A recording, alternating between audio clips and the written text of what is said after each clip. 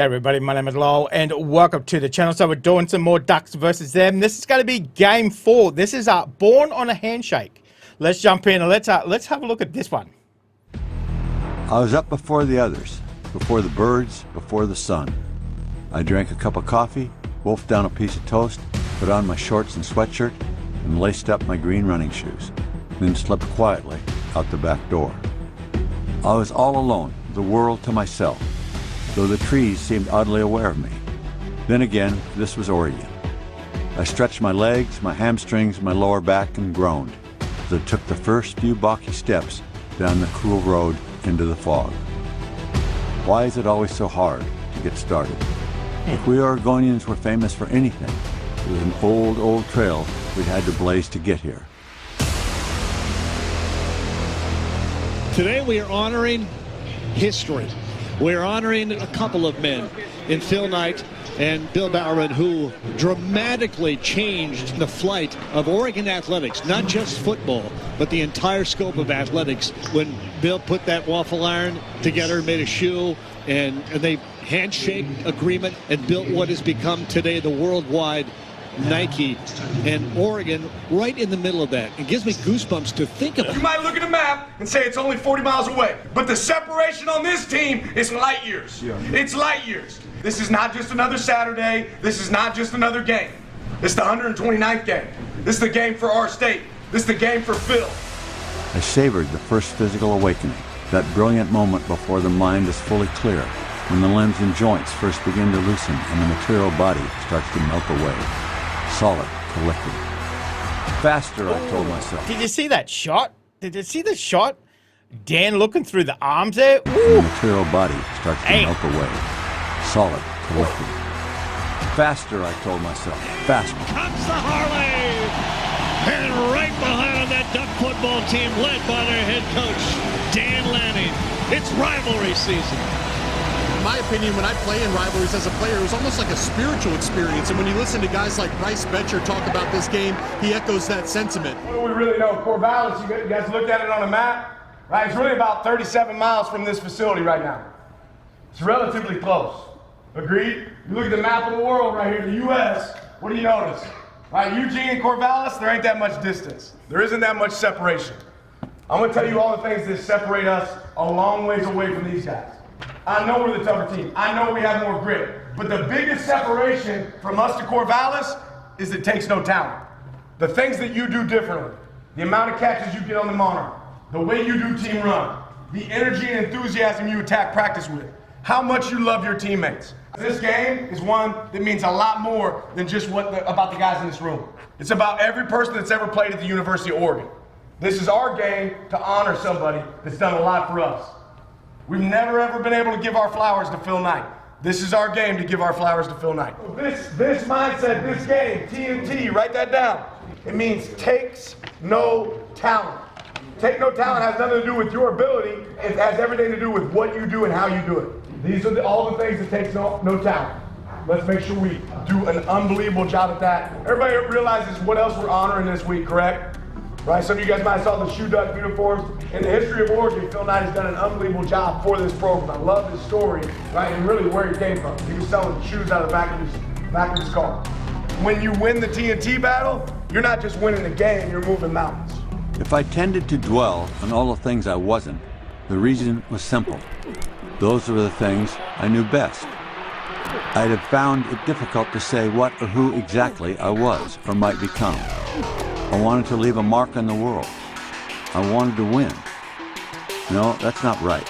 I simply didn't want to lose. And then it happened. As my strong young heart began to thump, I saw it all before me. Exactly what I wanted my life to be. Play. When the ball is in midair, when both boxers sense the approach of the bell, when runners near the finish line and the crowd rises as one, there's a kind of exuberance and clarity and central meaning in the pulsing half second before winning and losing are decided. I wanted that, whatever that was, to be my life, my daily life. It's a 7-7 ball game. It's a rivalry game. Also from the Phoenix Suns. Let's stay together. Let's communicate. We're great. willing to help with the jersey? You're doing a great job. Hey, the standard is there. Are you willing to use that big gun? Very good. Moore goes to the outside. Wow. Nice throw and a great catch by Benson to move the sticks. Malik Benson had quite the journey to get here, but having the best season of his career so far. Second down and 16. Going deep down the right sideline. Back shoulder stroke. Catch was he inbound? He was. Malik Great Benson, catch. 31 yards on the pass play.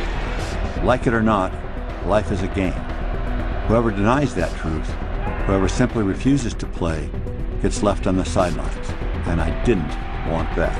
Moore end zone city touchdown Ducks.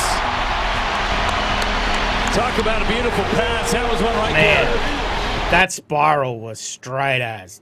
A beautiful drive. Hey guys, calm down. Let's settle in.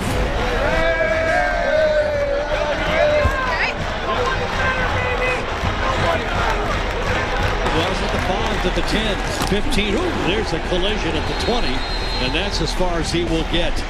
Well, Will Stratton made his presence felt. You can hear it. You can hear it up here.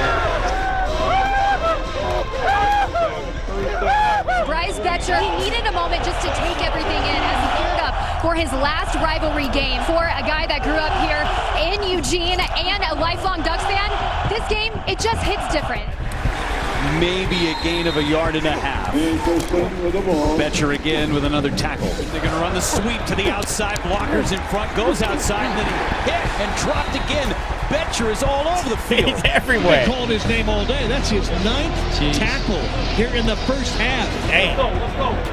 1:48 left here in the first half, and all 3 timeouts. Here's your opportunity.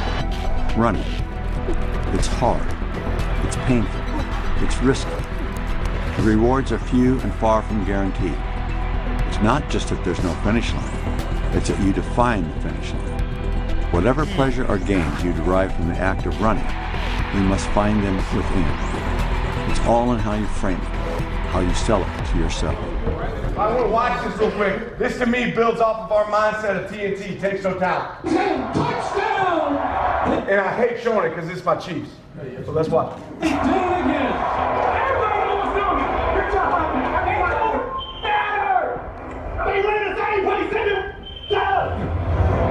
The whole world knows we're going. It doesn't matter. That's a mindset. Everybody knows what you're doing, and I'm saying my will is stronger than you. I will execute this to a higher level than you. I will do this better than you.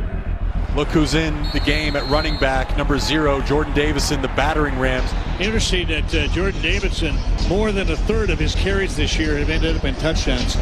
Under center, give it to Davison going left and throw into the end zone like it's a Sunday afternoon walk in the park. Blocking on the left-hand side, peeled all the Beavers away, and Davison takes it. That was very easily done.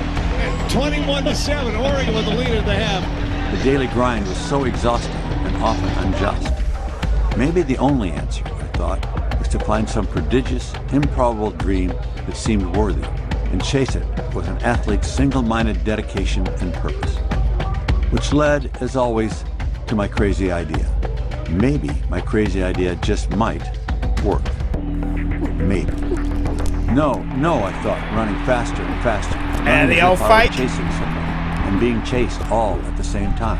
It will work. By God, I'll make it work. No maybes about it. 21 yards on the pickup on the fake punt by James Fergus Reynolds. Down at 7. Dante, straight drop, time, throws back of the end zone. Touchdown, McClellan. Jeremiah McClellan. Touchdown, Oregon. Jeremiah McClellan finds the end zone for the first time. Go, Ellie! Jeremiah McClellan, baby! Drenched in sweat, moving as gracefully and effortlessly as I ever had. I was suddenly smiling, almost laughing. I saw my crazy idea shining up ahead, and it didn't look all that crazy. Every runner knows this. You run and run, mile after mile, and you never quite know why. You tell yourself that you're running towards some goal, chasing some rush, but really you run because the alternative, stopping, scares you to death. Moore to pass. Moore going deep. He's got Bryant. Gary Bryant. 38-7.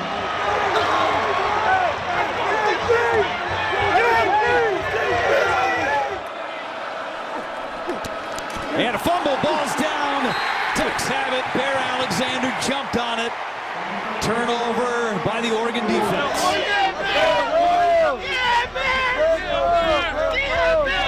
Oregon 41, Oregon State 7. Our final score, Ducks over the Beavers here at Autzen Stadium on a perfect football day. I told myself, let everyone else call your idea crazy. Just keep going. Don't stop. Don't even think about stopping until you get there. And don't give much thought to where there is. Whatever comes, just don't stop. Be the guy that's going to continue to separate yourself, and you'll separate yourself at the end of the season, just like we separated ourselves from that city that's only 40 miles away. Yes. That's a dominant win, right, in every way, and there's a lot that we know that we can improve on, but this one was for somebody else. This ball right here for Phil, man. Yeah. That's it. I got a special ball for you here. You and that handshake. Oh. Appreciate you so much. Very great. Oh, that's nice.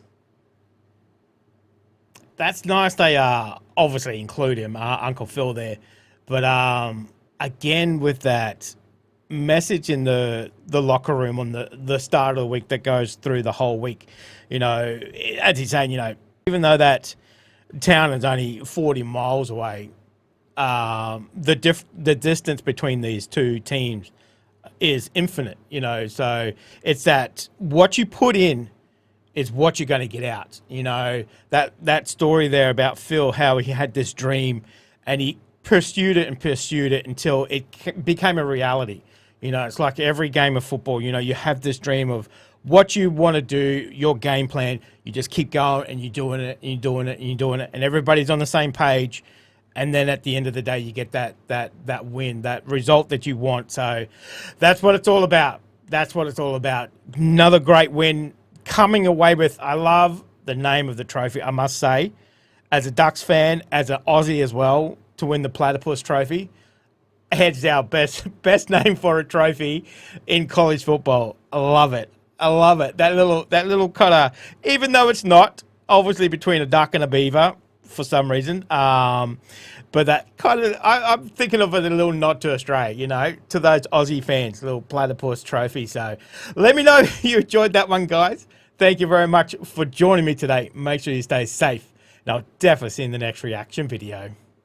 Oh, you're still here? You want more content? Why don't you check out my Patreon down here?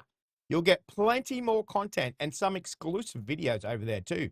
If not, why not check out this one over here?